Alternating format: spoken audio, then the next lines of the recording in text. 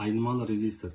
Айнымалы резистор дыбыстың немесе дауыстың және де басқа компоненттердің параметрлерін реттеу үшін қолданады. Менің қолымдағы айнымалы резистор.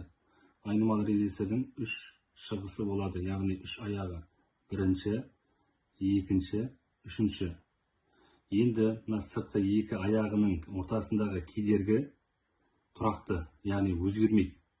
Мәселені ортаңғы аяқта. Ортаңғы аяқ сыртқы аяқтың ортасына кедергі бұрауышқа байланысты, яғни бұрауышты бұрағанда кедергісі не азаяды, не көбейеді.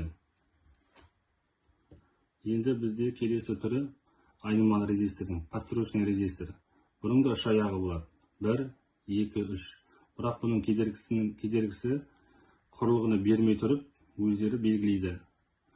Бұл белгіленген кедергісі құрылғыны қолдану мерзіміне дейін сақталуы мүмкін. Фоторезисторде айнымалы резисторге жатады. Фоторезистордың кедергісі жарықтану деңгейіне байланысты өзгереді. Фоторезистордың 2 шығысы болады, 2 аяғы болады. Бұл фоторезистор туралы айтудың қажеті жоқ деп ойлаймын, өйткені бұның атауының өзі айтып тұр. Енді бізде терморезистор. Әрине, температураға байланысты терморезистор біздің предохранитель сияқты электрический схеманың алдында тұрады.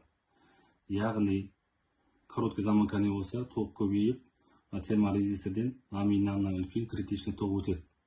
Сол кезде терморезистордың кедергісі көбейеді, токтың өтуіне барьер болады, яғни басқа компоненттердің жанып кетуінен сақтайды.